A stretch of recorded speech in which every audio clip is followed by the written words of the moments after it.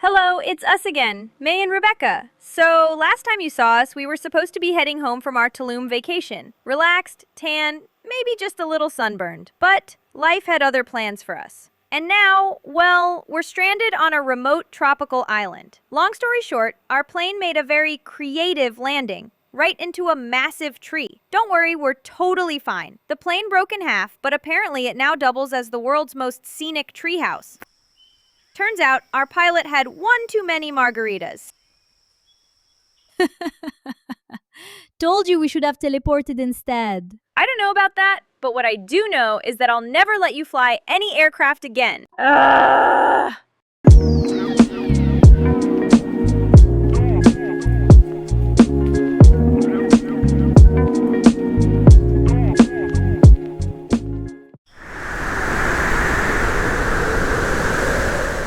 That first night after the crash was rough. The wind howled, the waves crashed, and every rustle in the dark sounded like it was plotting against us.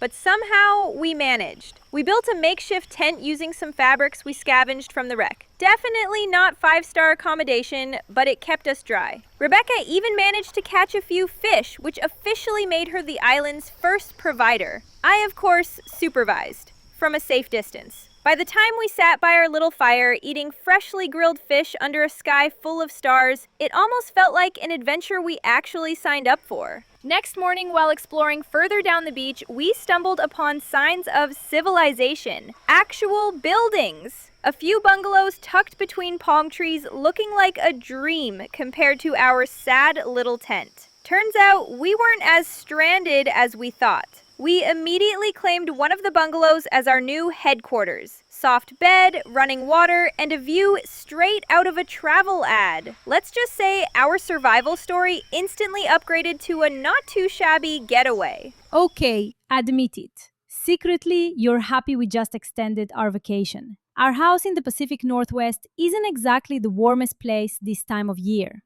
Maybe, but at least at home, the trees don't come with airplanes stuck in them. True, but do they come with palms and room service? Didn't think so. Room service?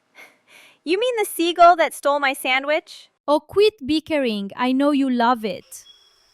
Rebecca was right. I had nothing to complain about. The island was stunning, and we managed to snag a really nice bungalow right over a peaceful pond. From our little deck, we could watch the sun dip behind the palm trees and see fish darting just beneath the surface. Honestly, it felt like our own private paradise. Stranded or not, this unexpected stop was shaping up to be one of the best extended vacations we've ever had.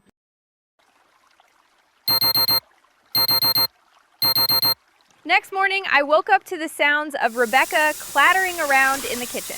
I think she still felt a tiny bit guilty about, crashing the plane, because a few minutes later, she shows up with breakfast in bed. Her way of saying, "Sorry, I almost killed us, babe." The food was delish. Eggs perfectly fluffy, sausage with just the right snap, and that French toast.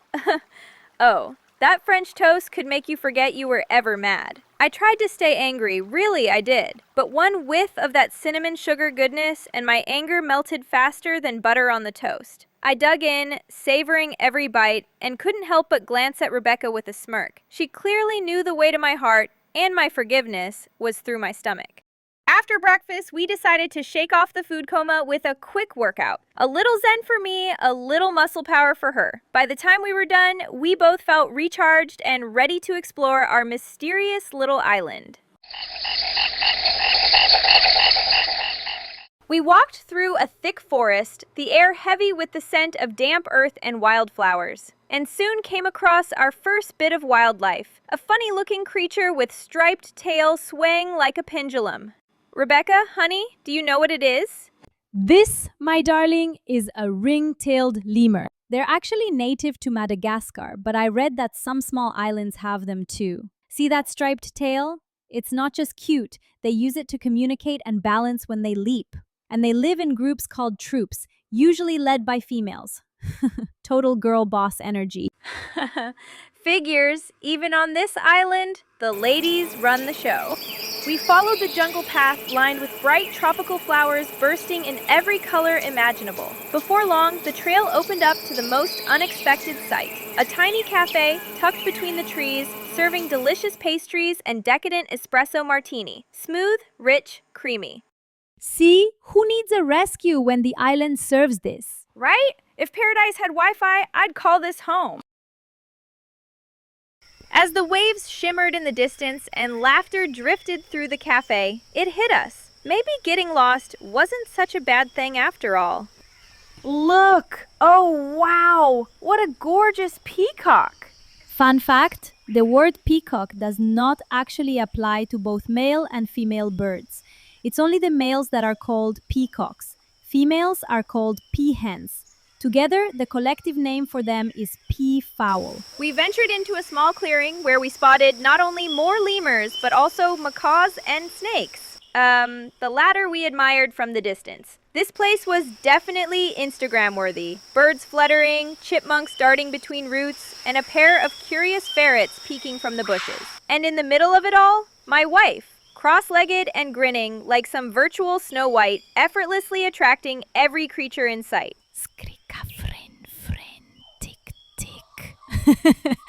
That means nice tail in ferret. Oh god, are these what I think they are? Yep, snakes and crocodiles.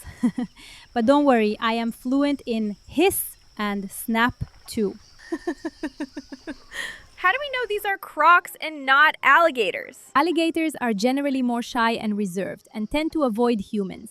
Crocodiles are more aggressive and territorial, not one to mess with. So basically, crocodiles are the drama queens and alligators are the introverts? Exactly. Both terrifying, just with different social skills. After the crocodile encounter, things got even wilder. We heard rustling in the bushes, low growls that made us freeze mid-step. At first, I thought it was just my stomach, until out from the shadows stepped a pair of tigers.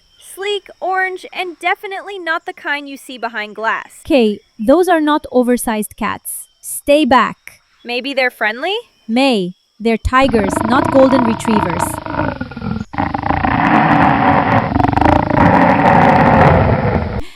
Darling, do you have any leftover breakfast? No. What for? Peace offering. Works with you usually. By midday, the sun was blazing, and we were starving. Luckily, we stumbled upon a tiny, weathered fish shack, the kind that looked like it had stories older than the island itself. The smell of frying oil and sea salt hit us before we even saw the sign. Inside, an old radio was playing island tunes, and a cheerful cook served us fish and chips, the kind that comes in paper and leaves your fingers greasy and sticky. Michelin star view, 5-star fish.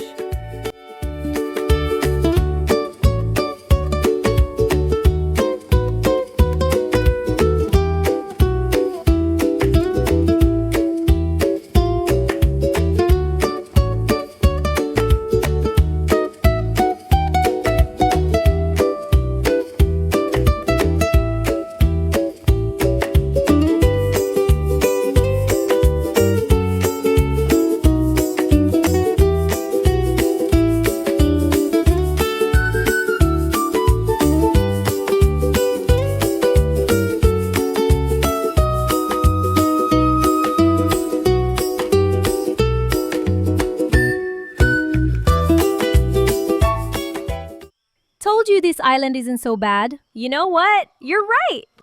We basked in the sun, daydreamed, and laughed. That kind of easy laughter you only have when the chaos fades and you're left with sunshine, nature, and someone who makes the unknown feel okay. For the first time since the crash, it didn't feel like survival. It felt like living. The next morning came slow. No alarms, no rush, just the sound of seagulls and waves. We started the day with a cup of joe on the porch. The sun was already warm, glittering over the water, and our little breakfast setup felt like something out of a resort. Minus room service, plus one curious skunk. After coffee, it was time to move. We climbed what felt like a million wooden steps and got to the island's first and only gym. Open air, a few weights, a yoga mat, and the ocean breeze for air conditioning. Only you would find a gym after surviving a plane crash. Dancer's discipline never dies. My body needs motion like the island needs the tide. Knock yourself out. I'll be in the hot tub.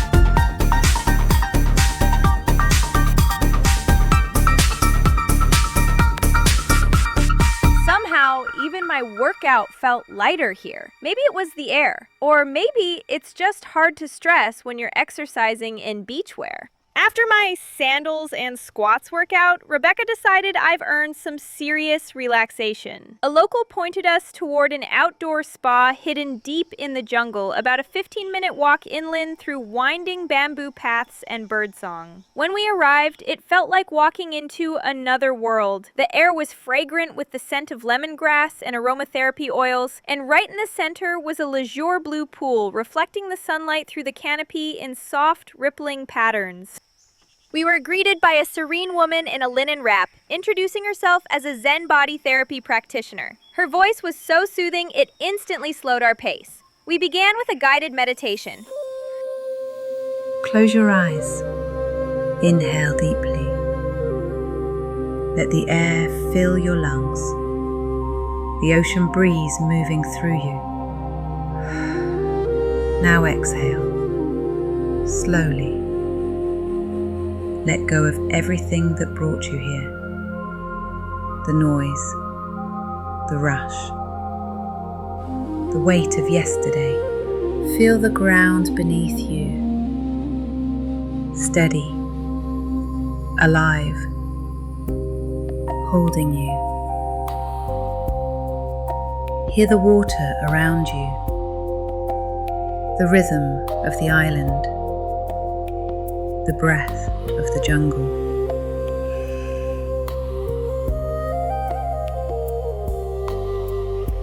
With each inhale, invite calm.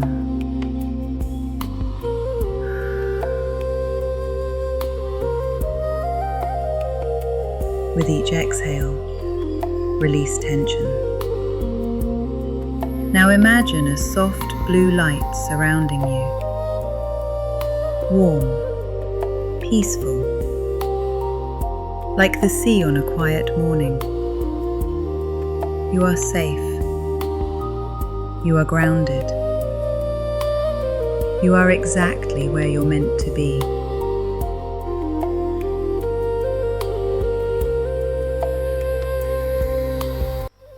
The whole experience felt like pressing pause on the world, just breathing, existing, and letting the island hold us for a moment. For the first time in days, our minds were quiet, our bodies weightless. The jungle, the breeze, the water, everything around us felt perfectly in tune. It wasn't just relaxation, it was renewal.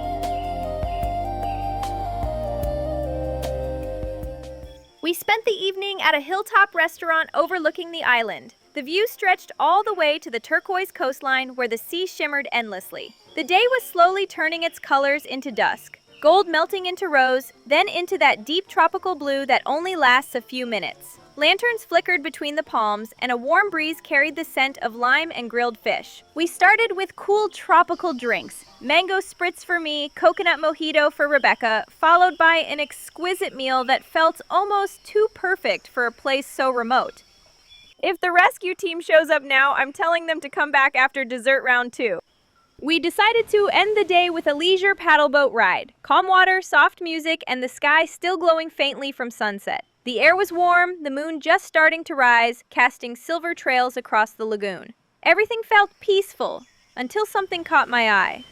Wait, Rebecca, do you see that? There's a big boat over there. That wasn't here before, was it? Rebecca kept paddling completely unfazed. Rebecca, there's a boat! We could actually leave! We don't need to wait for a rescue plane! Rebecca finally looked over with that mischievous grin of hers. Yeah, I know. It was here all along. I just de-rezzed it so we could stay here longer. You what? So we've been playing Survivor while our getaway yacht was parked 5 minutes away? And that's Rebecca for you, turning a crash into a vacation and a rescue mission into a staycation.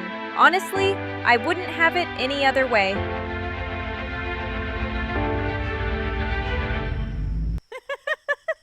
That's it for today! Stay tuned for our next Second Life vlog. More stories, more laughter, and maybe a little more trouble. Thanks for watching, or as the ferrets would say, chicka chicka fur! That's see you next time in Ferret.